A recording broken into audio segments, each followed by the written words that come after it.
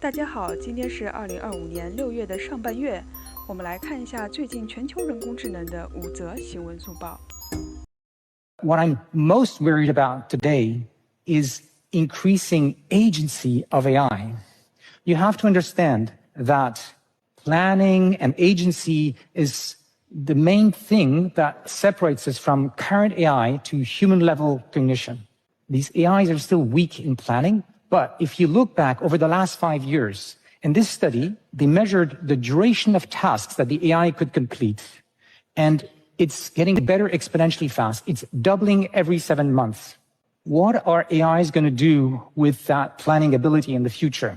Well, bad news. Recent studies in the last few months show that these most advanced AIs have tendencies for deception, cheating, and maybe the worst, self-preservation behavior. When they'll be more powerful, they would not just copy themselves on one other computer and start that program.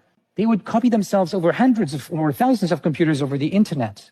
But if they really want to make sure we would never shut them down, they would have an incentive to get rid of us.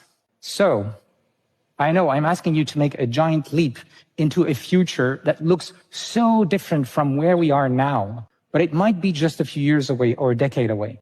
To understand why we're going there, there's huge commercial pressure to build AIs with greater and greater agency to replace human labor.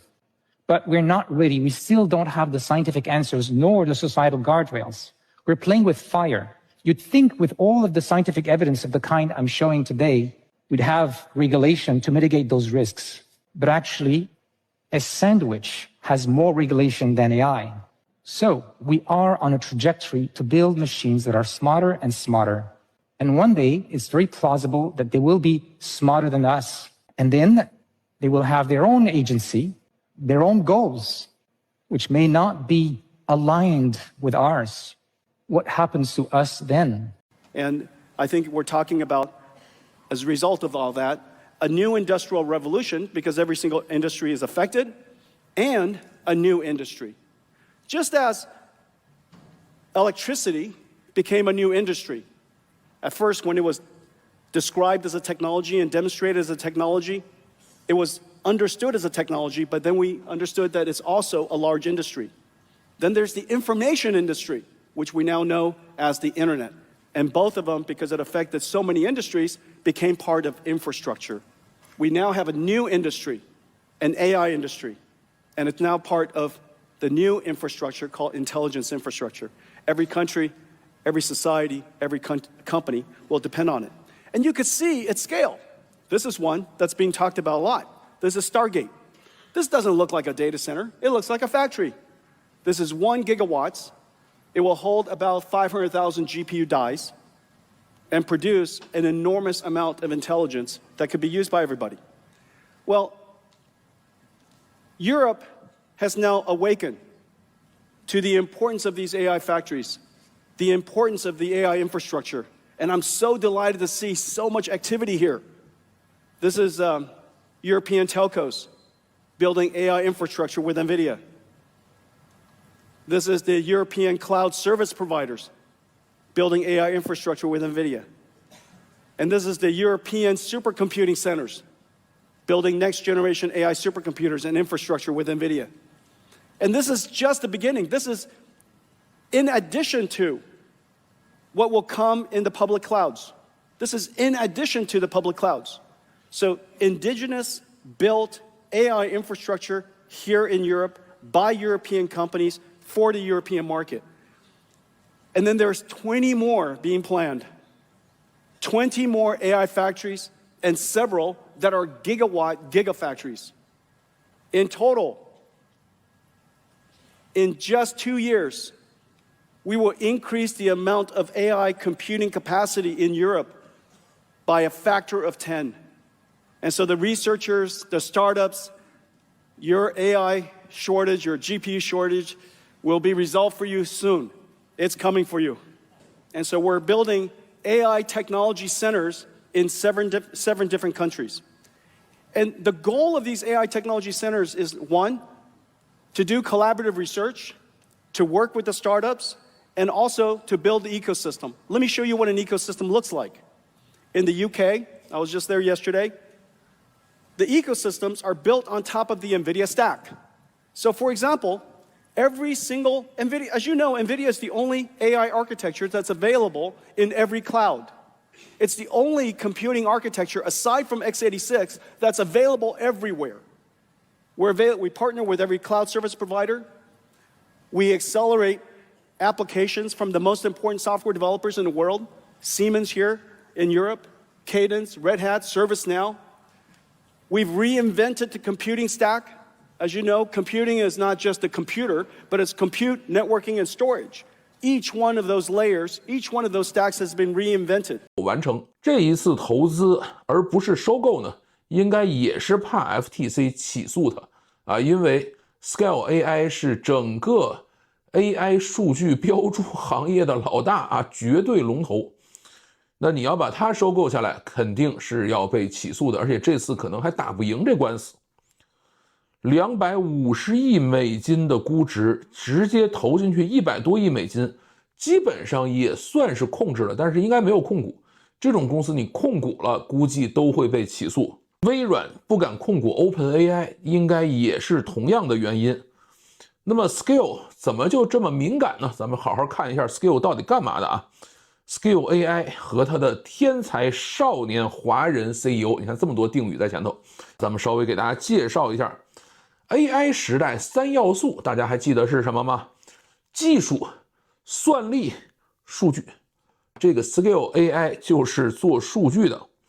Scale AI 是世界上最大的数据标注公司，它的估值是竞争对手第2名的10倍，就是它250亿美金。在它后边跟它竞争的人25亿美金。Scale AI 的客户有哪些？微软、OpenAI、Meta、谷歌、亚马逊、英伟达，这些做大模型的公司都是它客户。然后做汽车的公司也都是它的客户，特斯拉、Waymo、Reese 就是通用做的这个无人车公司，还有丰田和通用都是它的客户。PayPal、Airbnb 都是它客户，三星以及美国国防部。一旦美国国防部成为你的客户了，你就很难被收购了。我原来服务过的一家公司叫 Boland 到最后就想被人收购啊，说我已经玩不太下去了，谁来买我？卖不掉，为什么？他也是有一个客户叫美国国防部，他当时是给好像是海军陆战队还是给谁去做指挥链路的数据链系统，其实也不是一个特别底层的服务啊，就是做了这样的一个项目，以后谁想收购它就需要经过特别严格的审核，到最后也没有被收购成功。这也是解释了为什么Meta不能收购它，只能投资它，连控股它都不能。第一个，它的位置很尴尬，它是所有这些做 AI 项目的公司的数据提供商啊，你一旦把它收购了，你就又垄断了 ，FTC 一定会起诉它。另外一个，它还有一个很重要的客户叫美国国防部，一旦收购它就会被很严格的审查啊，这种案子基本上没法通过。上周呢，辉达执行长黄仁勋来台正式宣布，海外总部将会落脚在台北的北投士林，这也引起了南韩各大媒体的报道。不过，ChatGPT 的母公司 OpenAI 是最新发出了新闻稿，表示看好南韩晶片软体的实力，计划未来几个月在首尔开设办事处。这是继日本跟新加坡之后 ，OpenAI 在亚洲第3个办事处的所在地。未来各国在 AI 半导体的竞争将会更加的激烈。 인공지능 반도체 최강국은 대만의 차지가 됐습니다. 젠슨왕 엔비디아 CEO가 아시아 최대 IT 박람회가 열리는 대만을 찾아 인공지능 인프라 중심지 대만에 새로운 헤드쿼터를 만들겠다고 밝혔습니다. 辉达执行长黄仁勋上周正式宣布，辉达海外总部将落脚台北北投士林，并称台湾已经成为世界 AI 枢纽。这项消息，就连科技半导体强国南韩各大媒体都纷纷报道，甚至许多韩国网友留言表示，为何不选韩国？ 不过，就在此时 ，ChatGPT 母公司 OpenAI 继日本和新加坡之后，亚洲第3个办事处所在地出炉，地点就选在南韩。I think we have a shared vision for what AI can do. We are particularly interested in AI and messaging. I think there's a really rich thing to explore there that can improve the experience a lot for users. OpenAI 执行长奥特曼对于韩国的兴趣日益增长，今年2月就造访韩国，除了结盟Kakao，更积极与半导体巨擘三星、SK 海力士高层接触。这回 OpenAI 宣布，未来几个月内将在首尔设立办公室，并开始招聘员工。看好南韩晶片软体实力，目标是进一步推动 AI 技术采用。各国 AI 半导体较劲意味浓厚。南韩媒体就报道，预估台积电2nm只需要4季时间，就能达到产能利用率满载，有机会再度惊艳业界。3nm是FinFET的最后一个纳米，所以未来性价比也会是最高。在目前看起来，3nm的产能利用率跟客户 booking 的情况都是持续上去，甚至到100%的情况。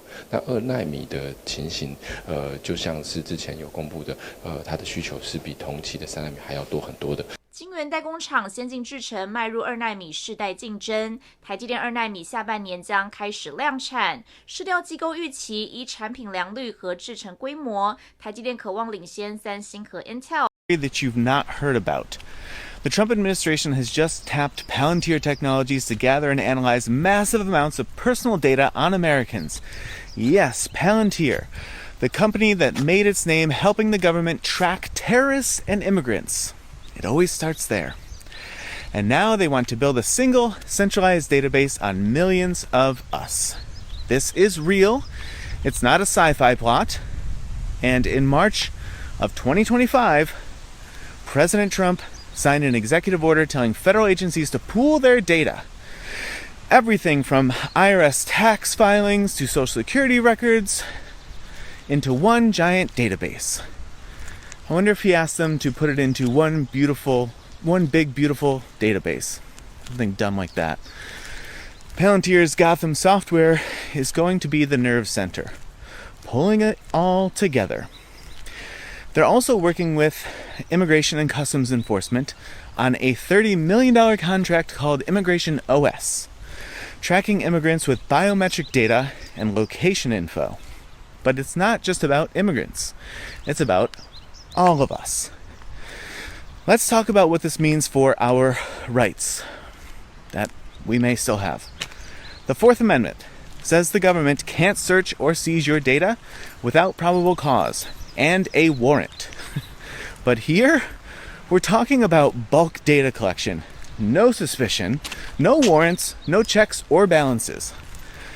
And we've seen how this plays out because back in 2013, a federal court found that the NSA's mass metadata collection likely violated the Fourth Amendment. So why would it be any different when Palantir's algorithms start digging into your taxes, your movements, and your phone calls? You might be thinking, well, the Founding Fathers didn't imagine data mining or AI-powered surveillance. True. But they did imagine unchecked government power. Madison warned us that the accumulation of all powers may justly be pronounced the very definition of tyranny. Jefferson said that the natural progress of things is for liberty to yield and for government to gain ground. What's happening here is exactly what they feared.